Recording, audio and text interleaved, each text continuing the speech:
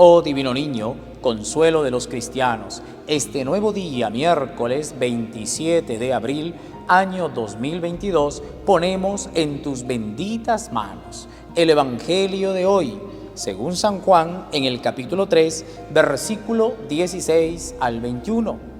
Tanto amó Dios al mundo que le entregó a su Hijo único, para que todo el que crea en Él no perezca, sino que tenga la vida eterna.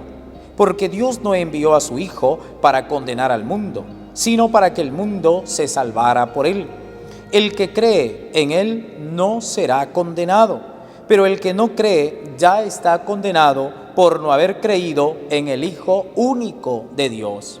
La causa de la condenación es esta: habiendo venido la luz del mundo, los hombres prefirieron las tinieblas a la luz, porque sus obras eran malas. Todo aquel que hace el mal aborrece la luz y no se acerca a ella para que sus obras no se descubran. En cambio, el que obra el bien conforme a la verdad se acerca a la luz para que se vea en sus obras que están hechas según Dios.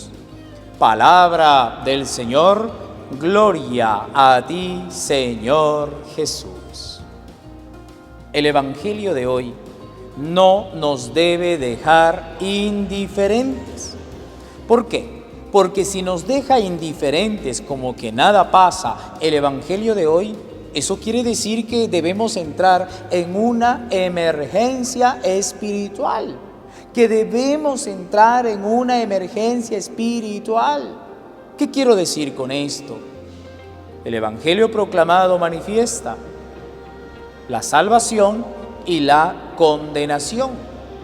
El que crea en Jesús, pues tendrá salvación, pero el que no crea en Jesús tendrá la condenación. Pero claro, creer en Jesús no basta decir con palabras, sino que nuestras obras deben acompañar. Por eso decía, la causa de la condenación es esta: ¿cuál?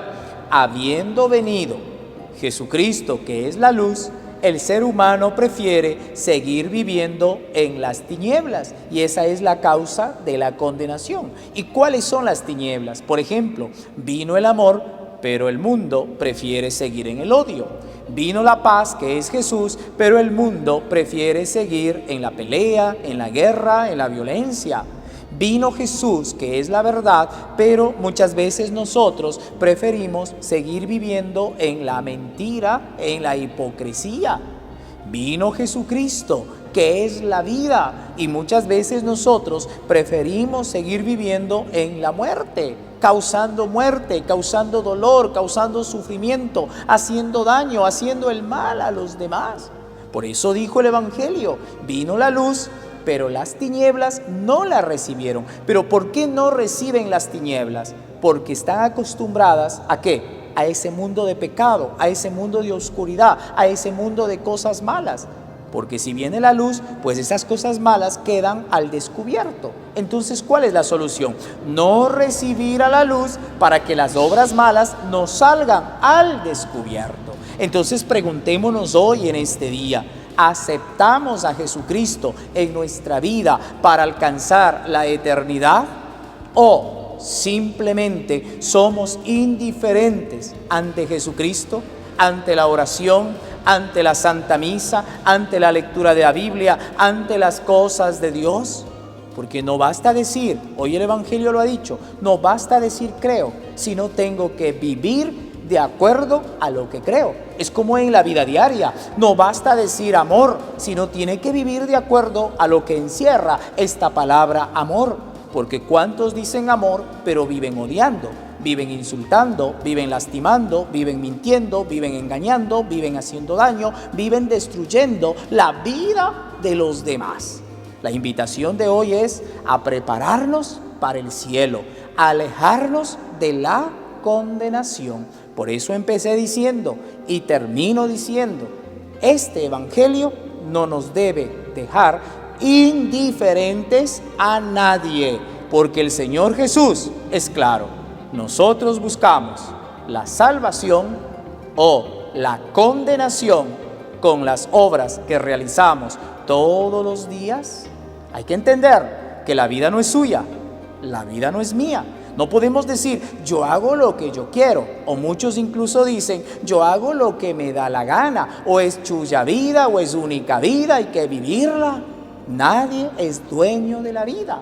Hoy da tanto dolor ver cómo se atenta contra la vida, desde el vientre de una madre, desde los bebés, desde los niños, los adultos, los ancianos, cómo se atenta contra la vida. No somos nadie para atentar contra la vida. La vida es de Dios.